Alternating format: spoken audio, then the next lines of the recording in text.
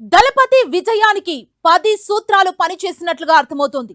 పోటీ చేసిన మొదటి ఎన్నికల్లోనే విజయ ఢంకా మోగించిన విజయ్ దీని వెనుక చాలా కష్టపడ్డారు. అయితే ఆయన కష్టంతో పాటు వ్యూహరచన, ప్రత్యర్థి పార్టీ చేసిన తప్పిదాలు, ప్రజల్లో పెరిగిన సానుభూతి, అండగా నిలబడిన అభిమానులు, ఇలా దాదాపు 10 అంశాలు దళపతిని విజయ తీరాలకు చేర్చారు.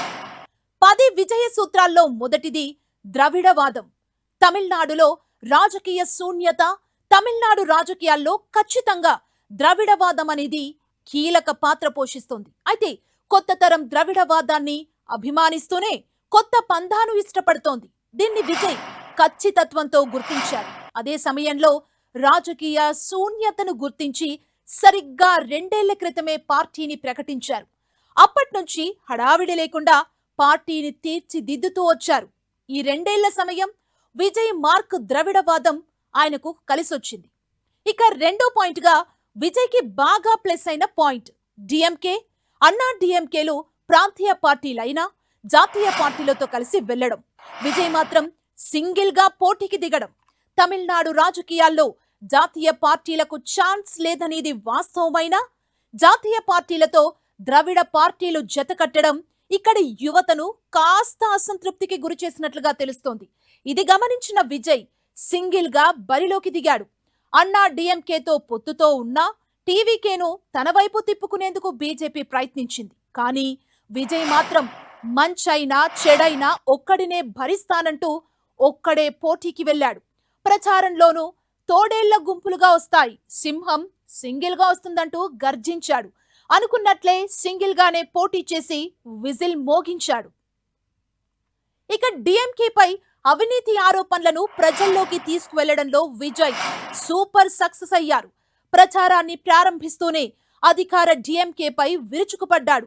తప్పు కదా స్టాలిన్ సార్ అంటూ డిఎంకే ప్రభుత్వంపై అవినీతి ఆరోపణలు గుప్పించాడు. తమిళనాడు మద్యం దుకాణాలు, టాస్మాగ్ ద్వారా వ్యవస్థీకృత అవినీతికి పాల్పడుతోందంటూ ఆరోపణలు చేశారు. ఈడీ దాడుల్లో 1000 కోట్ల అవినీతి బయటపడిందని విమర్శించాడు. ఇలాంటి అంశాలన్నింటిలో ఆరోపణలు చేసిన విజయ్ డిఎంకే అవినీతిపై ఒక పుస్తకమే రాయొచ్చంటూ ప్రచారం చేశాడు. కరూర్ తొక్కిసలాట ఘటన, ఆ తర్వాత ఎంక్వైరీలు విజయ్కి ప్లస్ అయ్యాయని అర్థమవుతోంది. ప్రచార ప్రారంభంలో కరూర్ తొక్కిసలాట ఘటన ఒక దశలో టీవీకేని, విజయ్ని ఉక్కిరి బిక్కిరి చేసింది. కరూర్ తొక్కిసలాట ఘటనలో 41 మంది మృతి చెందడంతో విజయ్ని రాజకీయంగా డిఎంకే టార్గెట్ చేసింది. విజయ్ రాజకీయ పరిణితి లేకపోవడమే ప్రమాదానికి కారణమంటూ దుయ్యబట్టింది. ఇదే అదునుగా విజయ్ ప్రచారంపై ఆంక్షలు విధించింది స్టాలిన్ సర్కార్. దీంతో విజయ్ని ప్రజలకు దూరం చేసే ప్రయత్నం జరుగుతుందన్న సింపతి అక్కడ కనిపించింది. అది ఓట్ల రూపంలోకి మారినట్లుగానే కనిపిస్తోంది. విజయ్ వ్యక్తిగత జీవితంపై విమర్శలు, పరిణామాలు విజయ్ని మానసికంగా కుంగదీసినా రాజకీయంగా నిలబెట్టాయి. కరూర్ ఘటన తర్వాత విజయ్ కాస్త తేరుకొని ప్రచారంలోకి వెళ్లే సమయంలో విజయ్కి త్రిషాకి మధ్య రిలేషన్ నడుస్తుందంటూ ప్రచారం జరిగింది. ఏకంగా అధికార పార్టీ నేతలే నోరు జారారు. ఇదే సమయంలో భార్య సంగీత విడాకులకు అప్లై చేశారు. ఇంట గెలిచి రచ్చ గెలవాలన్న సామెత విషయంలో విజయ్కి రివర్స్ అయింది. తండ్రితో విభేదాలు, భార్యతో విడాకులతో ఇంట్లో ఇబ్బంది పడిన విజయ్ రాజకీయాల్లో మాత్రం అభిమానుల అండతో నెగ్గుకొచ్చారు. అయితే ఆయన వ్యక్తిగత జీవితాన్ని ప్రత్యర్థి పార్టీలు టార్గెట్ చేయడంతో విజయ్ అభిమానులంతా ఏకమయ్యారు. ఓట్లతో సమాధానం చెప్పారు. విజయ్ సినిమాల విడుదలకు బ్రేకులు వేయడం రాజకీయ కుట్రలో భాగమని ప్రజలు నమ్మారు. సినిమా టికెట్లను కొనుక్కోవాల్సిన అభిమానులు ఓట్లను గిఫ్ట్గా ఇచ్చారు.